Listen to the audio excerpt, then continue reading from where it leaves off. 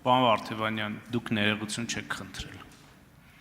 որովհետև ինչ եք դուք ասում, ասում եք, եթե այս հայտարարության հետևանքով 5-ից 10% մարդիկ կարող են վիրավորված լինել, ես ներողություն եմ խնդրում։ Դա ներողություն չի, դա ձեր համոզմունքը պետք է լինի, ձեր համոզմունքը, ոչ թե այդ 5-ից 10%-ի։ Դուք այս հայտարարության համար ներողություն չեք խնդրում, որովհետև եթե իմ գործընկերներից մեկը օրինակ ասի, որևէ գործից հետո Վարդևանյանի կամ նրա գործընկերների դիակը տանեն իրենց տուն, եւ դուք գաք ասեք, ես ինչ է ասում, ձեզ համար ընդունելի կլինի, որ ասեմ, այ այդ փաստաբանների ծնողներից կամ տատիկ պապիկներից, եթե 5-ից 10%-ը վիրավորվել է, ես ներողություն եմ խնդրում։ Ընդունելի կլինի, թե չէ, ես պետք է ասեմ ճիշտ է արել, թե սխալ է արել։ Եթե սխալ է արել, ուրեմն պետք է ես իմ թիմակցի համար ներողություն խնդրեմ, կամ ստիպեմ, որպեսզի նա էլ ներողություն խնդրի։ Սա ի դեպ։ Երկրորդը, պարոն Վարդևանյան, մենք ազգային ժողովի փոխնախագահ ենք ընտրում, ոչ թե Սահմանադրական դատարանի դատավոր կամ որևէ վճիռ ենք կայացնել, որովհետև ձեր տեքստերի դիմաց, եթե դուք ասեք պատվարժան դատարան կամ բարձր դատարան, կթվա, որ դուք գտնվում եք Սահմանադրական դատարանում։ Դրա համար խնդրում եմ հարցերը հիմա որ կտամ, կոնկրետ շատ ասեք, այո կամ ոչ, կամ այսպես է, թե չէ։ Նայիրի կապիտալի սեփականատերը ով է եղել եւ արդյոք ձեր գործատուն եղել է Քոչարյանը այս ընթացքում։ Բագրատ Գալստանյանը, որը մեղադրվում է անկարգություններ հրահրելու եւ իշխանության յուրացման, եւ Անդրանիկ Թևանյանը պետական դավաճանության մեջ է մեղադրում, քաղբանտարկյալներ են, թե չէ, եւ առայժմ այսքանը։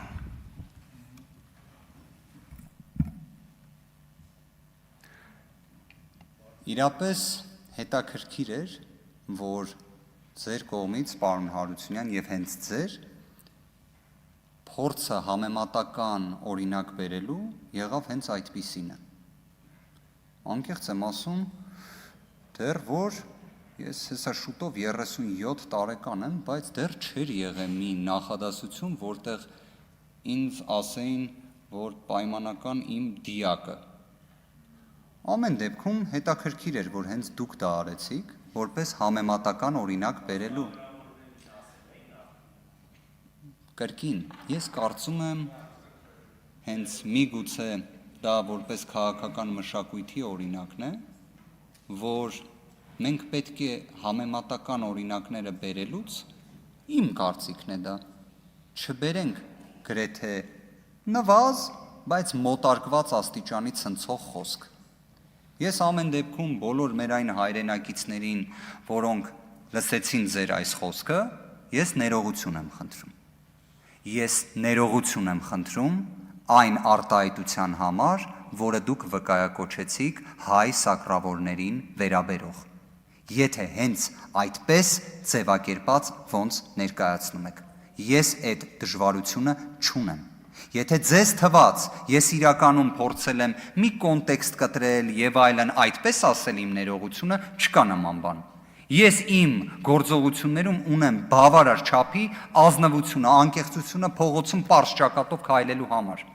Նորից կասեմ, հայ սակրավորների վերաբերյալ այն ձևակերպումը, որը այս դահլիճից հրապարակվել է, ես դրա համար ներողություն եմ խնդրում։ Ղազարյան Էդգարի կողմից ասված։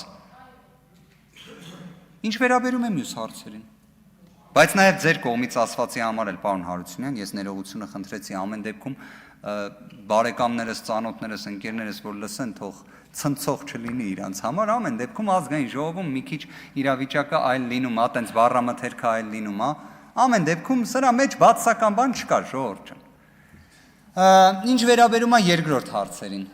Նայրի ինշուրանսի, ենթադրում եմ, որտեղ անունը մի քիչ այլ կերպ ասեցիք, Նայրի կապիտալ ասեցիք, երևի Տաշիր կապիտալին Նայրի ինշուրանսին էիք փորձում, այսպես ասած, ավելի օպերատիվ հարցնել։ Նայրի ինշուրանսի խորհրդի անդամ նշանակվել եմ Կենտրոնական բանկի նախագահի որոշմամբ։ Եվ դա ինչի համար է այդպես լինում, որտեղ ես խորհրդի անդամ եմ եղել։ Ես անկախ կարգավիճակ եմ ունեցել, հետևաբար ես որևէ մեկին, բացի հենց որպես խորհրդի անդամ հանդես գալու կարգավիճակից, սահմանափակում չեմ ունեցել։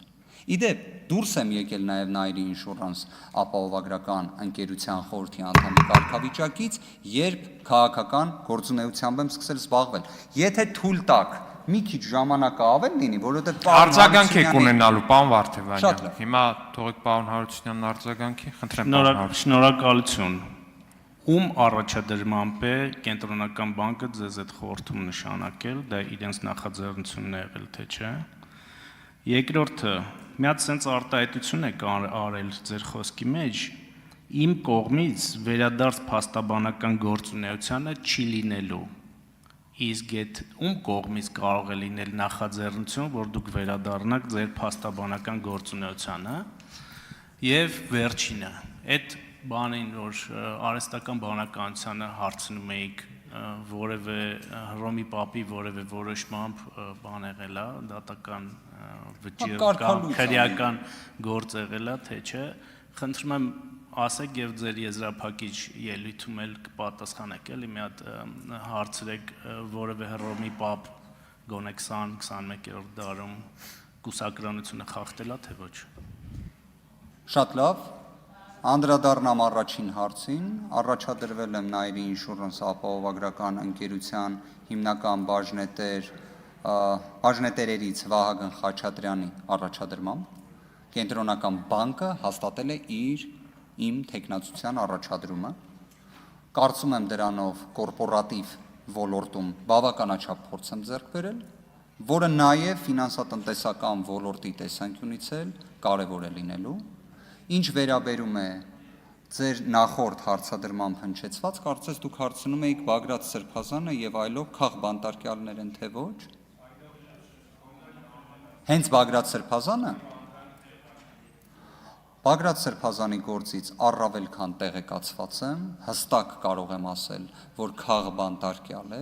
որի նկատմամբ տնային կալանքը որպես խափաման միջոց կիրառելու անհրաժեշտություն եւս բացակայել է։ Ինչ վերաբերում է Անդրանիկ Թևանյանի գործին, եկեք հետեւյալ բանաձևով նայենք։ Պարոն Վարդևանյան, ժամանակ։ Եկեք բոլոր դեպքերում արձագանքեմ, բայց Ավարտեք կարճ, բայց 10 վայրկյան ավարտեք, պարոն Վարդևանյան։ Եթե նայենք հարցին այսպես, պարոն Հարությունյան, կա մեղադրանք, կա խափաման միջոց կալանք։ Եթե այլ խափաման միջոց է կիրառվում, դրանում ինչ որ խնդիր կա։ Իդեպ քաղ բանտարկյալի համար սա բանաձևերից, ռեբուսներից մեկն է։ Հիմա ինչի համար է կիրառված կալանք։ Պարոն Վարդևանյան, շնորհակալություն։